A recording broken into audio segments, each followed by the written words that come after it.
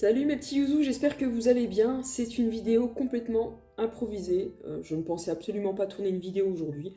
Bon, bah, écoutez, tant mieux, ça me fait une vidéo en plus à partager en plus avec vous. Très goûtu ce café. Mais ce n'est pas le sujet de cette vidéo, évidemment. Ça ne concerne ni le café, ni ce fameux cookie qui vient de Action. Non, je ne suis pas du tout sponsorisée, hein, ne vous inquiétez pas. C'est juste que j'avais la dalle et j'ai pris ce cookie protéiné, qui est peu goûtu. Alors du coup, je voulais vous parler de mon chat Black Moon concernant ce qu'il m'est arrivé dernièrement. Pour tout dire, hier, même si je sais que le problème dure depuis presque un mois.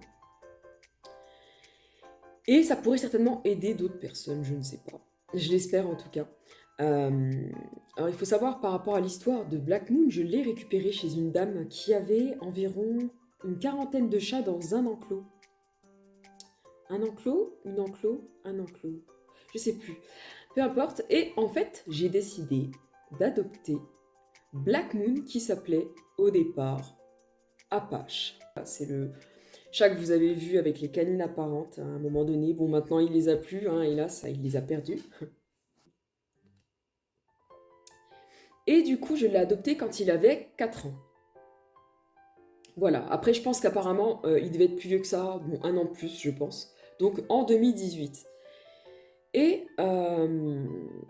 ces derniers temps, j'ai remarqué qu'il avait une espèce de boule par rapport à sa gencive. Justement, je vais vous montrer quelques photos pour que vous puissiez voir vraiment à quoi ça ressemble.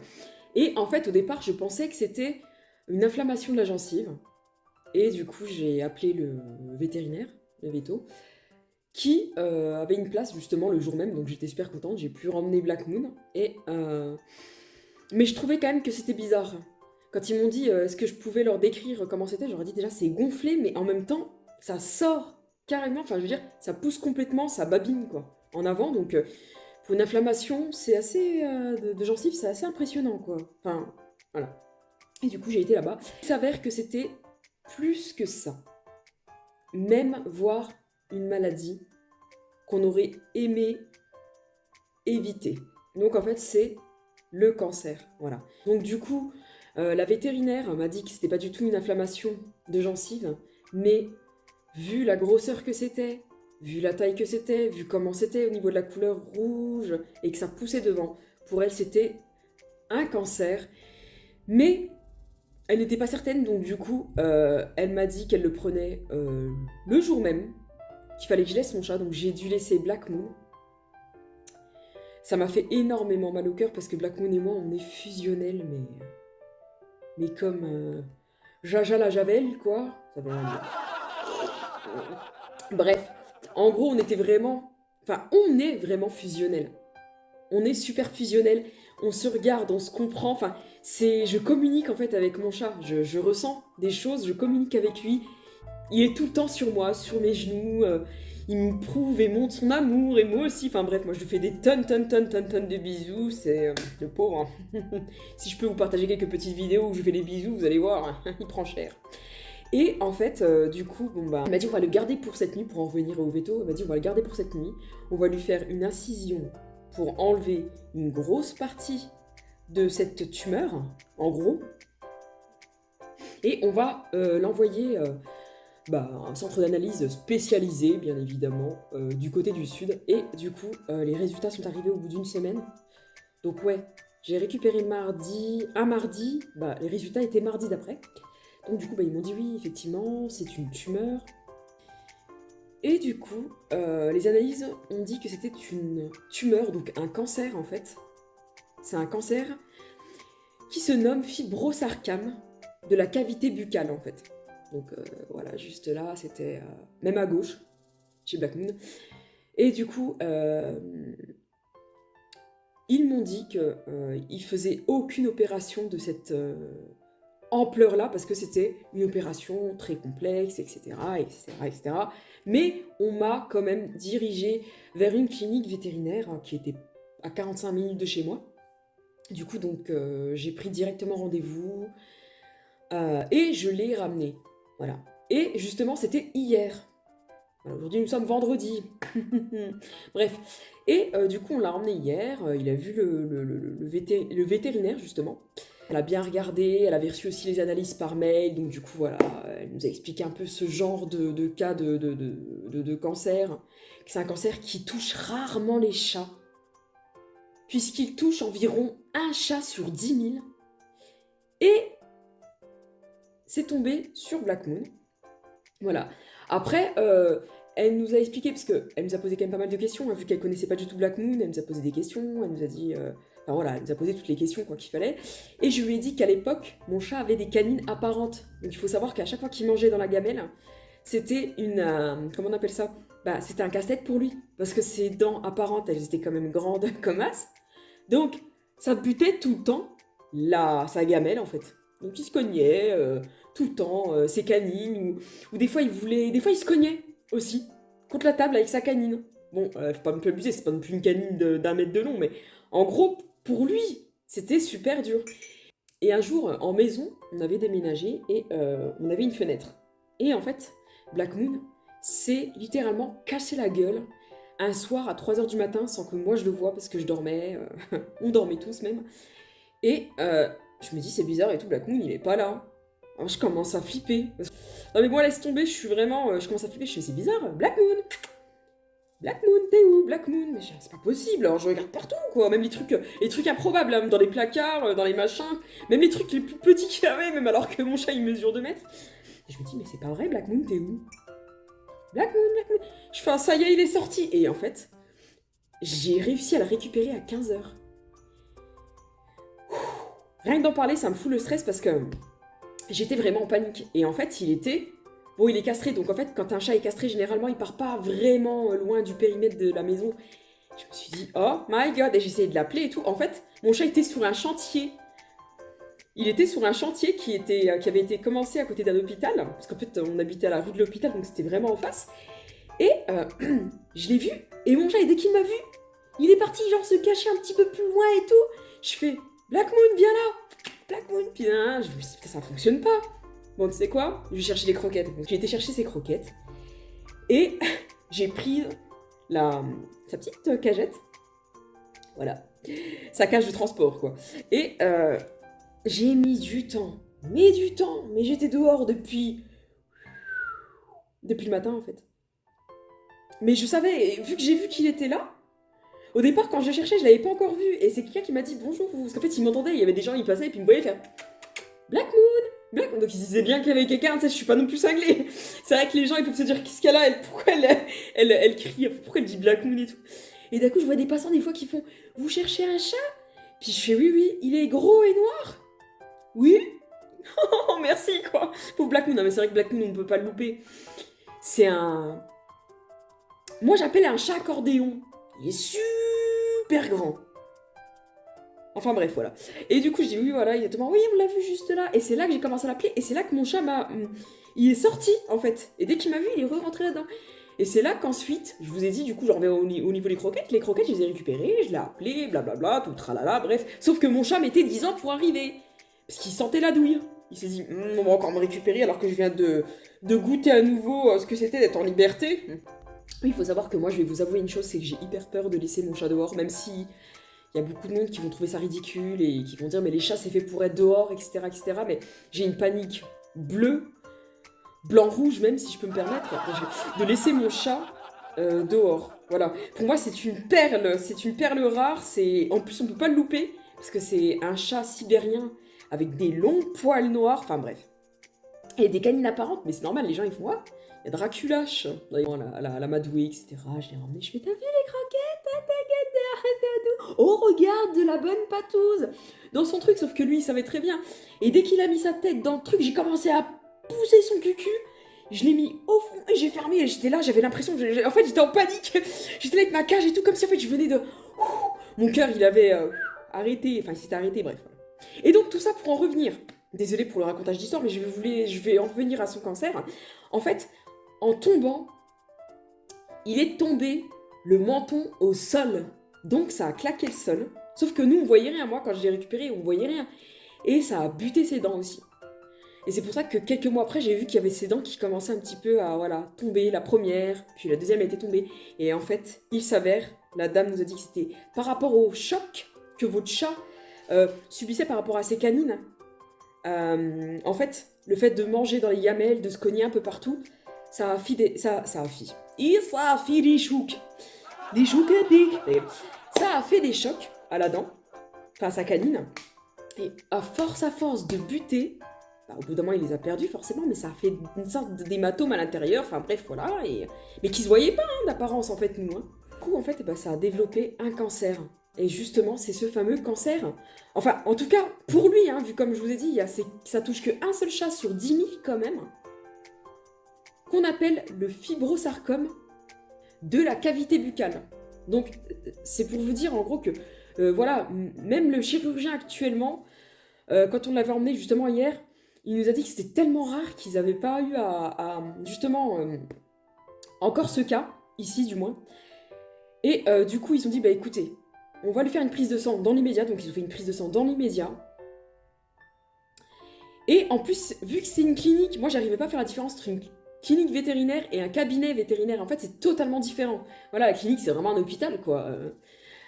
Pour les animaux, etc. Et bah, le cabinet, c'est là où on peut aussi emmener son chat se faire soigner, mais pour des petites choses. On a eu les prises de sang.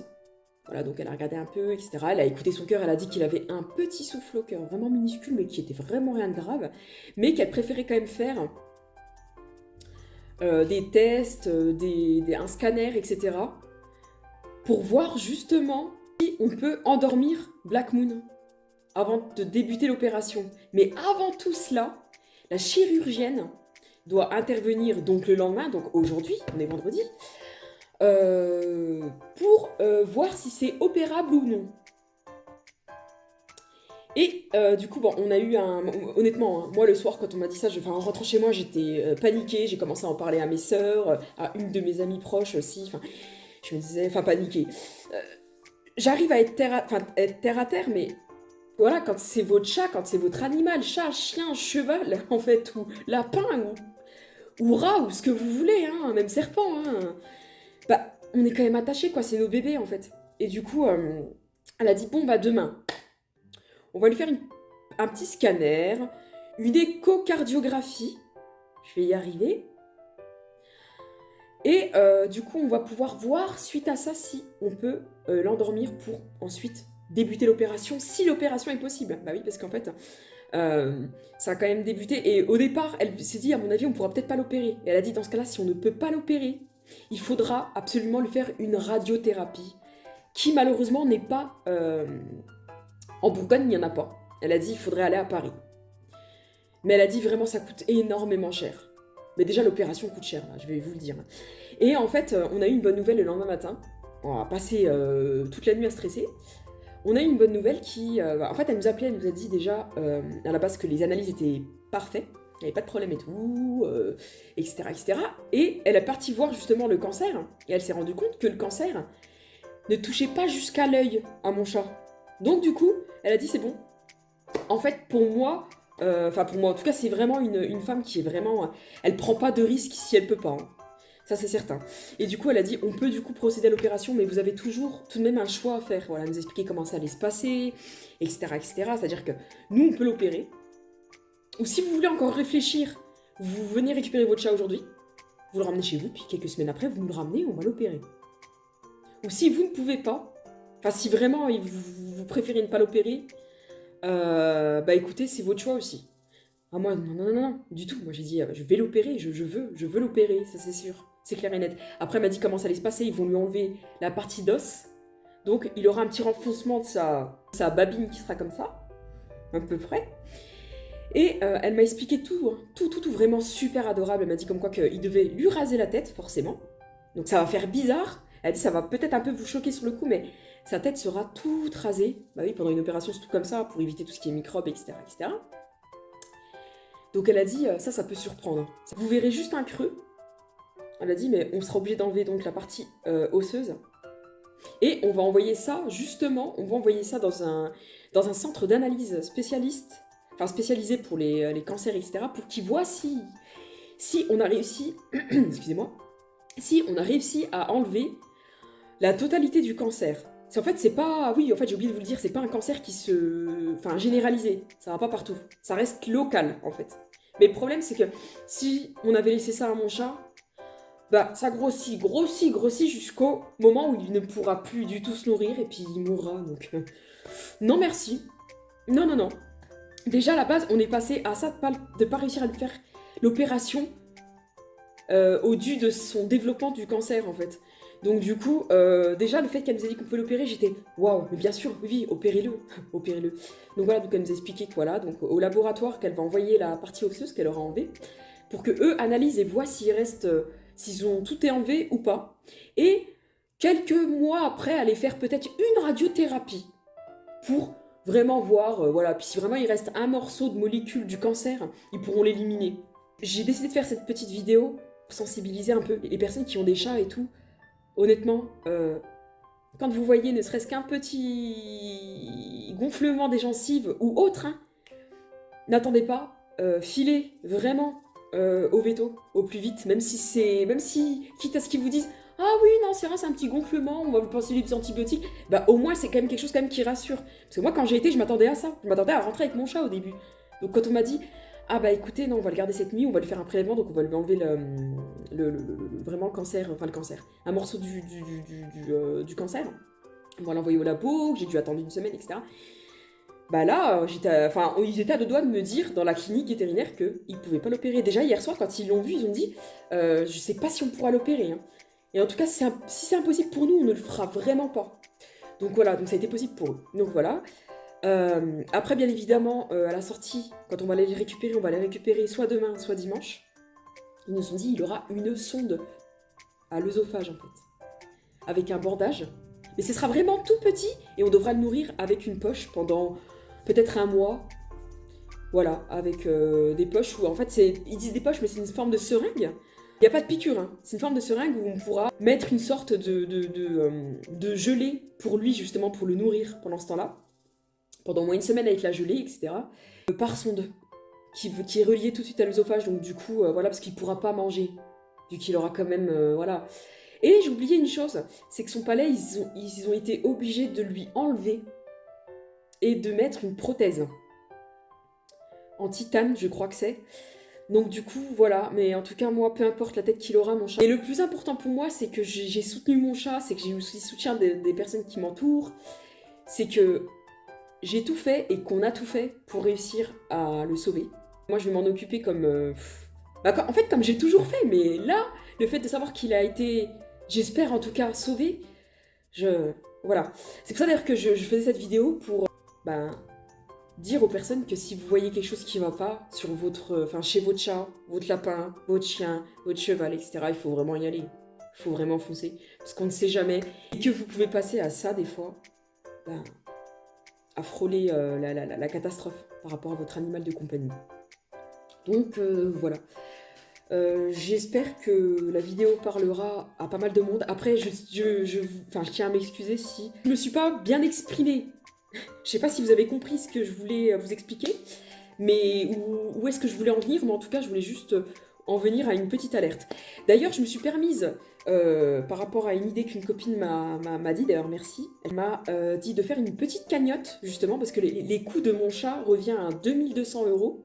Du coup, j'ai lancé une petite cagnotte que je vous ai laissée dans le lien, justement, de cette vidéo. Si vous voulez y participer, même 50 centimes, 1 €, arrêtez de dire que c'est rien, c'est beaucoup. Dites-vous bien que je vous en remercie d'avance du fond du cœur. Voilà, pour les personnes qui vont participer ou qui peuvent participer, ceux qui ne peuvent pas, partager au moins cette cagnotte. Et en attendant, vous pouvez avoir des nouvelles de mon chat, parce que je pense quand même que je vais vous donner quand même des nouvelles. Peut-être faire une vidéo après son opération. Peut-être pas dans l'immédiat non plus, mais bien par la suite. Voilà. En attendant mes petits youzous, pour ceux qui viennent de connaître ma chaîne, abonnez-vous, commentez, likez et activez cette cloche rouge. Je ne le dirai jamais assez. Voilà, voilà mes petits youzous, je vous embrasse très fort et je vous dis à très vite. Ciao, ciao!